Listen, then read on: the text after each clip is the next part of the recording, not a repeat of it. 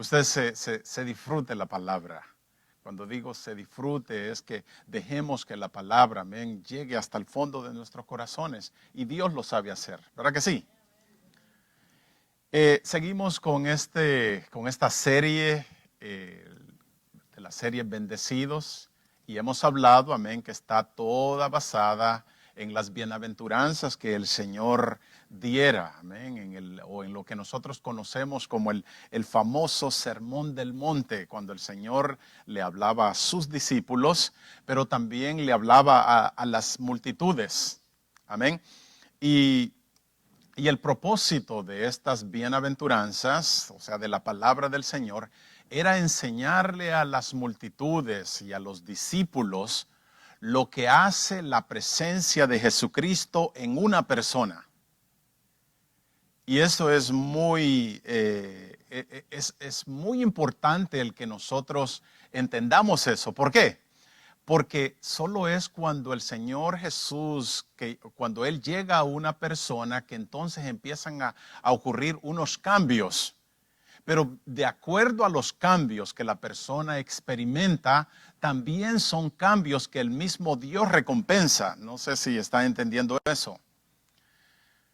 Porque lo que está haciendo el Señor es provocando un cambio en las personas que van a ser parte de su reino. ¿Entendió eso?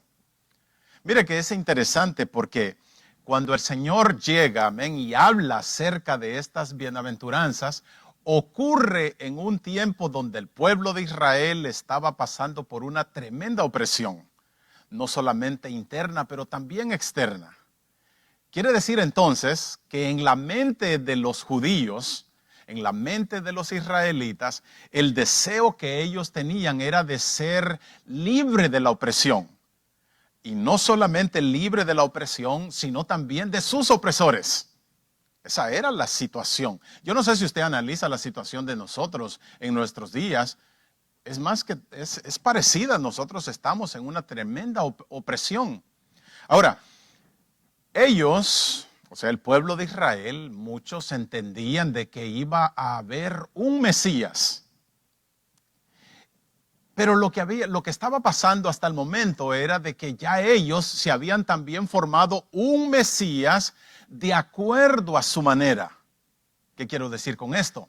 Que ellos esperaban un libertador, pero un libertador vengativo, un libertador que viniera con gran poder y un libertador que los viniera precisamente a liberar a ellos. Pero era a la manera de ellos, porque ellos se sentían justos en su manera de ser. ¿Qué era lo que ellos querían entonces? Era que simplemente este Mesías los sacara del apuro en que ellos estaban. Pero no tenían intención de que sus corazones fueran transformados. Ahora, para la sorpresa de ellos, o sea, de este pueblo que estaban esperando un héroe, por decirlo así, para su sorpresa aparece Jesús, el verdadero Mesías.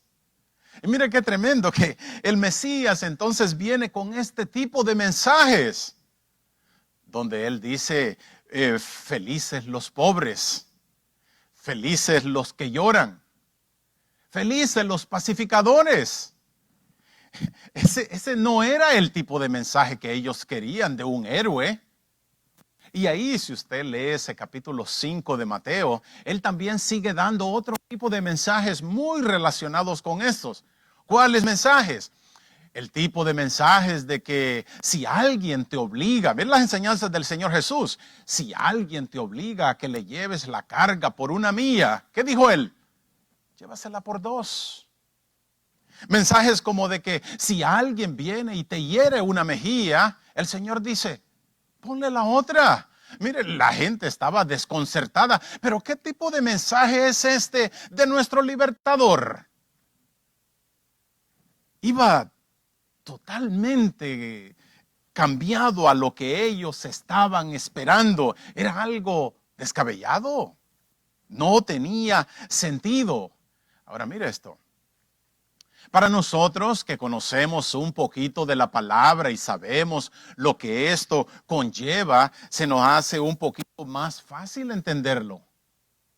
Pero mire qué cosa, que aún con el conocimiento que nosotros tenemos de la palabra, si nosotros no tuviéramos ese poquito conocimiento, también sería para nosotros algo descabellado.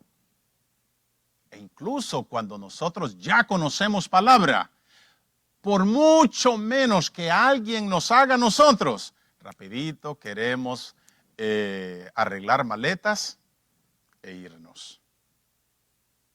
Y el mensaje aquí de lo que el Señor está hablando era un mensaje de que tenían que vivirlo.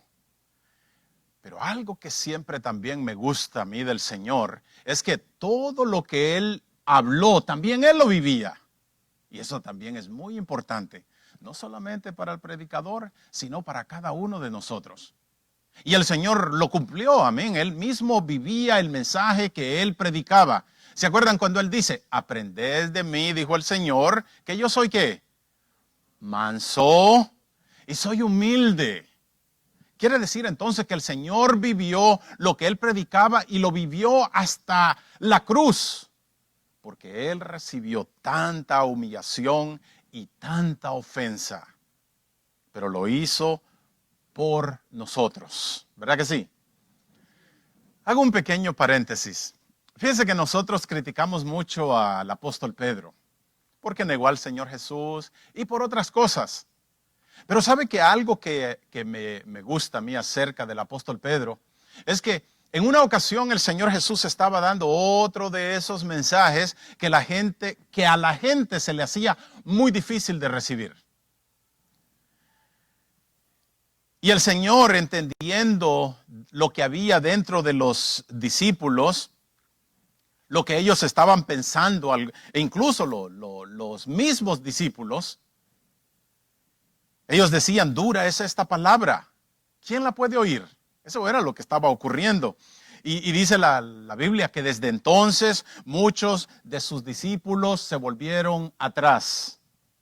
Cuando digo discípulos, son personas que simplemente le seguían.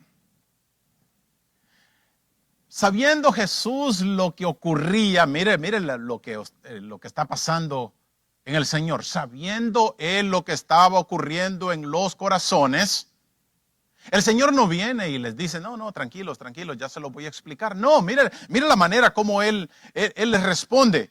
Y le dice, ¿queréis vosotros también iros con ellos? ¿Qué era lo que estaba el Señor haciendo? Vamos a dramatizarlo o vamos a ponerlo en obra. ¿Sabe qué era lo que estaba el Señor haciendo? Abrió la puerta. Literalmente eso fue lo que hizo, abrió la puerta. ¿Quieren irse ustedes también? Pero esto es lo que me encanta a mí del apóstol Pedro. Que el apóstol Pedro, él le contesta y mira lo que le dice, pero Señor, ¿a quién iremos? Tú tienes palabras de vida eterna. Mi punto esto es que la decisión de Pedro de quedarse iba más allá si él se sentía ofendido o no.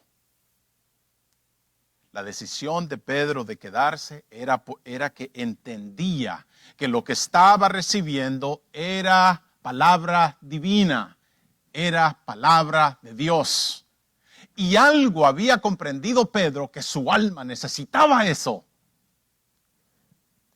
Ahora, habiendo dicho esto, quiero aprovechar también para decir que tratemos nosotros de no dejar que el pequeño conocimiento general que nosotros tenemos de la palabra bloquee lo que el Señor nos quiere dar en cada mensaje que el Señor nos da a través de su palabra. ¿Entendió eso? Lo vuelvo a repetir. Muchas veces cuando nosotros tenemos una idea o un conocimiento general de lo que la palabra es, eso ayuda a que bloquee lo que el Señor nos quiere decir constantemente a través del mensaje de ella. ¿Por qué? Porque entra en nosotros eso de que yo ya conozco de eso. Oh, sí, yo ya sé de eso. Oímos solo la palabra pródigo y ya no sabemos toda la historia del hijo pródigo.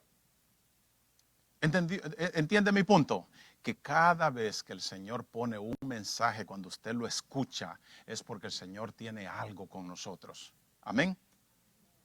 Sabemos, amén, que una paradoja, que es prácticamente lo que hemos estado hablando, amén, estas bienaventuranzas, eso es lo que es. Una paradoja es una frase que se opone a los principios de la lógica. Una paradoja es algo inesperado. Una paradoja es algo sorprendente o increíble, y precisamente eso es lo que nosotros tenemos en esta enseñanza que el Señor Jesús está dando a los discípulos y a las multitudes. La gente no solamente quedó perpleja con lo que estaba escuchando, pero tampoco la podían comprender. Pero lo lindo es que aún con todo eso, los que fueron impactados con esa palabra venían al Señor. Decían, Señor, algo, no lo entendí, pero necesito que me lo expliques. Y el Señor hacía eso. El Señor se sentaba y dice de que explicaba lo que era el reino de los cielos. Muchos se fueron, es verdad, muchos se fueron, pero también muchos se quedaron. Y con esos que se quedaron, se sigue contando la historia. De los que se fueron. Y en el olvido quedaron. Así que vamos a leer, por favor, algunos versículos del 1 al 4, aunque en el versículo 4 es donde está nuestro tema. Felices los que lloran. Mire qué tremendo es eso. Solo para que los que no estuvieron, amén, vamos siguiendo un poquito ahí. Desde el primer versículo está bien. Dice, viendo la multitud, subió al monte y sentándose vinieron a él sus discípulos. Y abriendo su boca les enseñaba diciendo, bienaventurados los pobres de espíritu, porque de ellos es el reino de los cielos. Bienaventurados los que lloran, porque ellos recibirán consolación. ¿Verdad que es una paradoja? Esto no tiene en verdad nada de lógica en cuanto a lo que es la mente humana, no tiene cabida. Esta manera de pensar no va de acuerdo a nosotros. ¿Por qué? Porque fíjense que en el ser humano nosotros tenemos siempre la iniciativa de alejarnos lo más que podamos de la tristeza. Tratamos de huir de ella lo más que podamos y buscar la calma, porque eso es lo que nos gusta. Pero aquí el Señor, mire lo que está diciendo. El Señor está diciendo que los que alcanzarán esa calma, o los que alcanzarán misericordia, o los que serán consolados, dice el Señor, que serán los que lloran.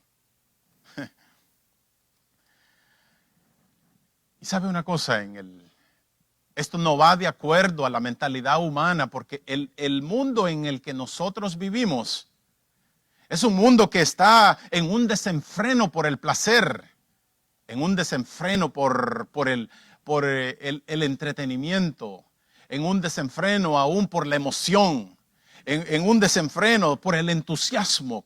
Constantemente andamos buscando el ser animados, el ser entusiasmados. ¿Y sabe qué es lo que pasa muchas veces? Todo eso se hace por el simple hecho de nosotros evitar las confrontaciones de la tristeza. Eso es. La desechamos a como dé lugar. He compartido esto con alguien. Alguien me dijo de que una persona le aconsejó que en los momentos de tristeza, en los momentos de preocupación, le dijo que simplemente vaya y encienda bueno, en ese caso dijo, váyase al cine y vea una película por unas 2 horas. Dice, y eso hará que se le olvide la tristeza que estaba pasando. Qué tremendo, ¿verdad? Pero le digo algo. ¿Sabe que muchas veces lo que ocurre es que la presencia de la tristeza en una persona muchas veces es simplemente un clamor del alma? Es como el alma pidiendo un socorro. Es como el alma queriendo ser liberada. Y si tan solo la gente se diera cuenta que esa liberación está solo en Jesús. Pero queremos callar el dolor del alma para llenarla con otra cosa, un entretenimiento. Entretiénete en eso. Mire que en Lucas, capítulo 6, versículo 25, el Señor dice, ay, A-Y, ay de vosotros los que ahora reís, porque lamentaréis y lloraréis. Y dijimos que ese ay representa castigo, representa dolor.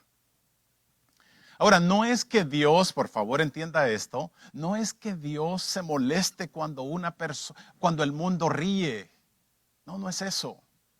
Lo que ocurre aquí es que el Señor sí condena las razones o algunas razones por las que el mundo ríe. Y desafortunadamente el mundo está riendo por todo aquello que Dios desecha. Ese es el problema. Pero mire ¿qué dice esto? Dice que felices los que lloran. ¿Qué es esto? ¿Qué es lo que el Señor está diciendo? Especialmente, mis hermanos, especialmente en los tiempos que nosotros estamos viviendo, tiempos donde hay mucho dolor, hay tantas razones para llorar. Si yo le digo, hágame una lista o deme algunos nombres, seguro que van a salir bastante, de mucha tristeza, dolor, muerte por todas partes. Pero lo mismo estaba ocurriendo con la audiencia que el Señor Jesús tenía ante él. Había mucha tristeza, muchas razones para sentirse oprimidos, pero en medio de esa opresión, el Señor también da ese mensaje. ¿Hizo efecto? Hizo efecto. Mira que dicen que de acuerdo con el griego, el idioma griego, hay 9 diferentes maneras para referirse a la tristeza o al dolor en el Nuevo Testamento. Y la verdad que cuando yo pensaba en esto, creo que era necesario el que hubieran tantas definiciones de la tristeza. Porque en verdad esa es la realidad del ser humano. ¿Y sabe por qué es eso? Todo esto comenzó, amén, desde la llegada del pecado en medio de nosotros. Desde ese momento, en verdad, la historia del ser humano es una llena de dolores, llena de situaciones. Y tristemente, tenemos que decirlo, que no va a mejorar. No va a mejorar. Y durante la historia humana del ser humano se vaya desarrollando, simplemente va a ir empeorando. Mire que el Señor Jesús dijo algo muy importante acerca de esto en el capítulo 24 de Mateo. Y Él dice ahí, comenzando por el versículo 4, dice, mirad que nadie os engañe. Mire cómo comienza ese texto. Dice, porque vendrán muchos en mi nombre diciendo, yo soy el Cristo, y a muchos engañarán. Y oiréis de guerras y rumores de guerras. Pero mirad que no os turbéis, porque es necesario que todo esto acontezca, pero aún no es el fin. Porque se levantará nación contra nación y reino contra reino, y habrá pestes y hambres y terremotos en diferentes lugares. Y todo esto será el principio de dolores. Wow. Ese simplemente es el principio. En otras palabras, si estamos sorprendidos con lo que estamos viendo, ni siquiera hemos visto el desarrollo de todo. No hemos visto nada. Ahora, ¿qué es lo que el Señor está diciendo aquí? ¿Qué es lo que trae el dolor que Él dice en esta bienaventuranza? Porque Él dice, ¿verdad? Dice, bienaventurados los que lloran. ¿Qué es lo que trae? ¿Cuál es el dolor que hace que una persona llore? O este tipo de dolor que el Señor está hablando, este tipo de duelo. Mire que en la Biblia nosotros encontramos, ¿verdad?, diferentes tipos de dolores, y solo por mencionarle alguno, obviamente está el dolor cuando nosotros perdemos a un ser querido. Y fíjese que aunque hay esa aflicción y ese duelo, nosotros entendemos que es parte de la vida. Así fue como el Señor lo diseñó, pero mire qué cosa, aunque es difícil de entender, también el nosotros poder llorar y el nosotros poder sentir dolor es un regalo de Dios. Cuando ocurre algo trágico en nuestras vidas, cuando hay un dolor profundo, el Señor nos ha diseñado la tristeza y el dolor para que de alguna manera las lágrimas puedan librarnos de ese dolor. Porque el llorar, entendemos que es parte del proceso de esa curación. ¿Sabe que leía sobre esto porque me llamó la atención? Dicen que cuando una persona se reprime y dice que mantiene todo aquello dentro de ella, dice que eso puede envenenar nuestro sistema emocional. Pero cuando nosotros entonces lloramos, dice que sentimos como una liberación, por decirlo así. E incluso cuando una persona toma la opción de decir simplemente yo no voy a llorar porque soy más fuerte que esto, dicen de que el dolor se prolonga por más tiempo y el dolor también es más continuo. Nosotros en Jeremías encontramos de que Dios lo había llamado al profeta para pronunciar juicio sobre la nación de Israel. Pero mire que es interesante porque el mismo mensaje que el profeta está dando dice que causó dolor en él. Y ahí en el capítulo 9, mire cómo lo pone el profeta. Y dice, oh, si mi cabeza se hiciese aguas y mis ojos fuentes de lágrimas para que llore día y noche por los muertos de los hijos de mi pueblo. El tipo de dolor que está experimentando el profeta es por el castigo en los demás. No se goza de ellos, sino que siente porque entiende que ellos también son parte de él. Ahora mire que en el capítulo 7 de Lucas también nosotros encontramos, ¿se acuerda aquella mujer que trajo aquel perfume caro delante del Señor? Dice que estaba en la casa de un fariseo donde se encontraba Jesús. Y ella dice que por atrás se le acercó a sus pies y dice que le ungía o con sus lágrimas mojaba sus pies y con aquel perfume dice que lo ungía y con su cabello lo secaba. Estaba llorando. ¿Qué tipo de lágrimas eran estas? Eran unas lágrimas de devoción, eran unas lágrimas de adoración, eran unas lágrimas de agradecimiento. Agradecimiento por el perdón. Porque su corazón había sido liberado. Y hay más tipos de sufrimiento en la vida. Puede ser el sufrimiento simplemente por la ansiedad, por un hijo, por el amor a un hijo, por la desesperación. Pero todo esto es bien parte de la manera en que Dios nos hizo. El dolor es una manera de nosotros expresar lo que está ocurriendo. Oía un caso para mí extraordinario de una muchacha que dice que no experimentaba dolor en su vida. Nada, ponía la mano sobre el fuego y no le hacía nada. Y el no sentir dolor en su cuerpo se había vuelto un peligro para ella. Y los padres tenían que constantemente estar observándola. Porque nunca sabían lo que podía estar haciendo y ella sin darse cuenta de que se estaba haciendo daño. Si nosotros analizamos la Biblia dice que incluso nuestro Señor Jesús lloró. ¿Se acuerda de eso? Y si recordamos, dice la palabra que Él oró por Jerusalén, por la ciudad de Jerusalén, porque entendía que ellos estaban perdidos como ovejas sin pastor. ¿Se recuerda eso? Y también dice que el Señor lloró cuando estaba en la tumba de Lázaro y Él vio el agonizante dolor que había causado la muerte en sus seres queridos y no se resistió y también lloró. El llorar por la pérdida de alguien. Eran lágrimas de compasión. María Magdalena dice que también lloró por Jesús cuando estaba siendo crucificado, la pérdida de un hijo. Si nosotros analizamos, hay una gran lista, no me da el tiempo.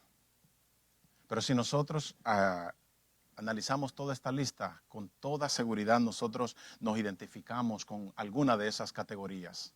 ¿Por qué? Porque esa es parte de la vida humana. Eso es lo que se ha vuelto normal. Y Eclesiastés lo dice, ¿se acuerdan? En capítulo 3 de Eclesiastés dice, todo tiene su tiempo. Tiempo de nacer, tiempo de morir, tiempo de llorar y tiempo de reír. Ahí está. Pero también la Biblia habla de que hay un dolor impropio o un dolor ilícito. Y solo por mencionar uno, en el Antiguo Testamento, ahí en Primera de Reyes, en el capítulo 21, se habla acerca del rey Acab.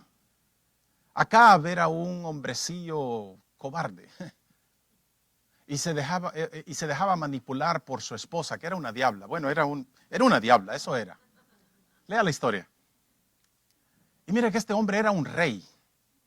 Era un rey y dice la palabra que fue con un hombre que se llamaba Nabot. Nabot tenía una propiedad muy linda. Recuérdese que él era rey. Nabot tenía una propiedad que se le habían dado por herencia a él y a su familia y a sus descendientes. Y él cuidó su herencia. Y cuando viene este rey, Acab, la vio y la codició.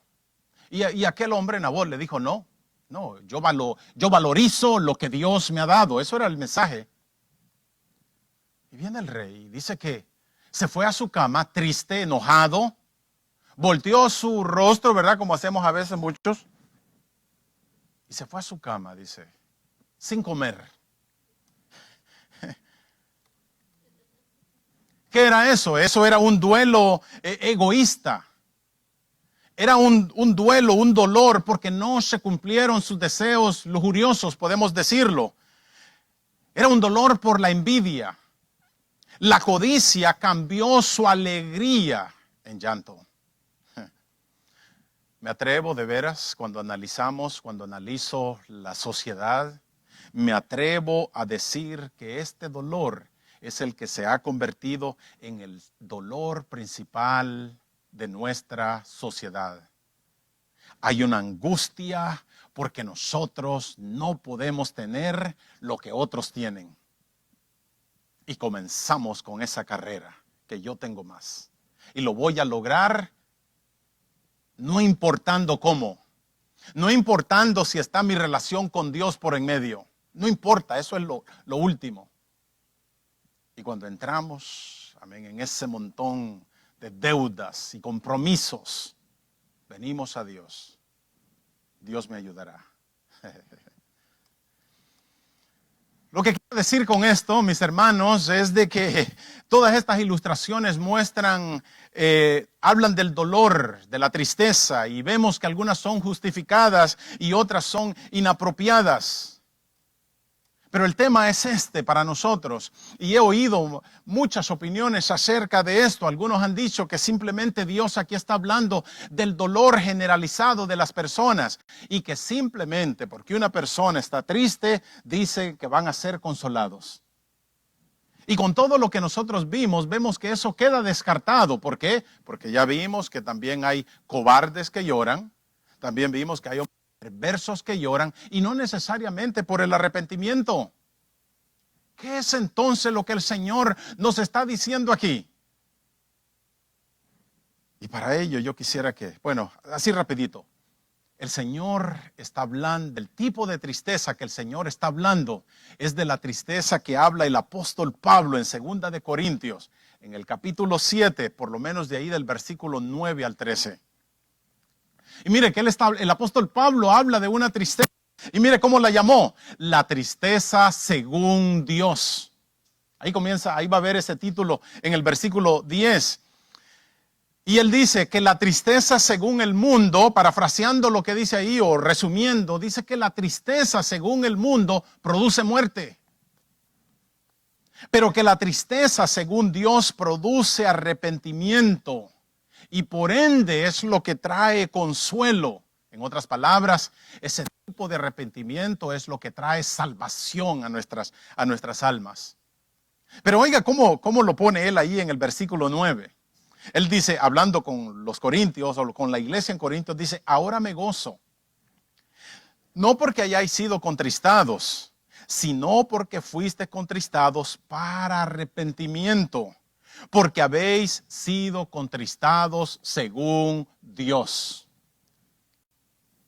Quiere decir entonces que lo que trae bendición o consuelo no es la tristeza genérica que nosotros vemos en todo el mundo, sino que lo que está relacionado con la tristeza piadosa que produce arrepentimiento en nuestros corazones. En otras palabras, el llorar que el Señor está hablando es por el pecado. Tanto el pecado, escucha esto, tanto el pecado que se manifiesta en el mundo como el pecado que afecta mi relación con Dios. Esas son las personas que el Señor está hablando, esas son las personas que se encuentran en esta condición, pero que también se lamentan por ella. Y ellas, dice el Señor, que son las que van a recibir consolación. ¿Se acuerda que la otra vez lo dije? Es verdad que muchas veces no podemos hacer mucho. Pero cada vez que se pase ya sea una ley que va en contra de nuestros principios o los principios de Dios, en el verdadero Hijo de Dios causa dolor. Y ese dolor Dios lo toma en cuenta.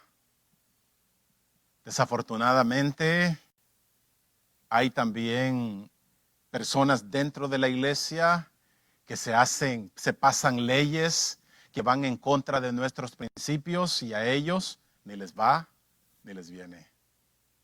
No hace nada.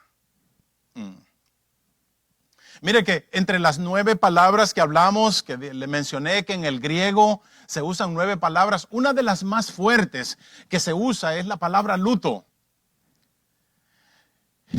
Y sabemos que el luto, amén, es una de las causas más definitivas de las aflicciones del ser humano. Cuando una persona está en luto es porque ha perdido un ser querido. Pero sabe que en la Septuaginta, que es la traducción griega del Antiguo Testamento, se usa esta palabra cuando se habló de Jacob. ¿Se acuerda cuando vinieron los hijos de Jacob y le dijeron, hey, una bestia mató a José? Y es este tipo de dolor que Jacob experimentó pensando que José se había o estaba muerto. Y precisamente estas son las palabras, la elección de palabras que el Señor usa para esta bienaventuranza. Es un llanto que es causado por el pecado, pero no es un llanto superficial, sino un llanto que produce o incomoda a la persona hasta el grado de llorar y al grado de tirarse delante del Señor.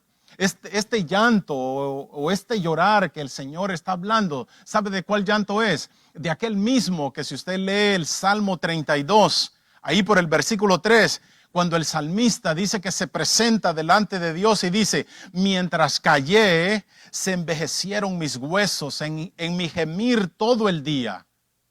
Porque de día y de noche se agravó sobre mí tu mano. Escuche esto, se volvió mi verdor en sequedades de verano. Mira qué tremendo el peso del pecado. Que el salmista está diciendo que aquellos, voy a ponerlo así, aquellos líquidos que el cuerpo normalmente desarrolla, dice que estaban siendo consumidos o secados por la presencia del pecado en su vida. Pero en el versículo 5 de ese capítulo 32 de los Salmos viene la liberación. Y viene la liberación a través del arrepentimiento, porque él dice, mi pecado te declaré y no encubrí mi iniquidad. Dije, confesaré mis transgresiones a Jehová, y tú perdonaste la maldad de mi pecado. ¿Qué es lo que vemos aquí? David lloró por ese profundo dolor. Y cuando expresó esa tristeza, entonces dice la palabra que recibió consolación a través del perdón del pecado. Y eso él lo expresa como apertura del Salmo 32. Y él dice, bienaventurado aquel cuya transgresión ha sido perdonada.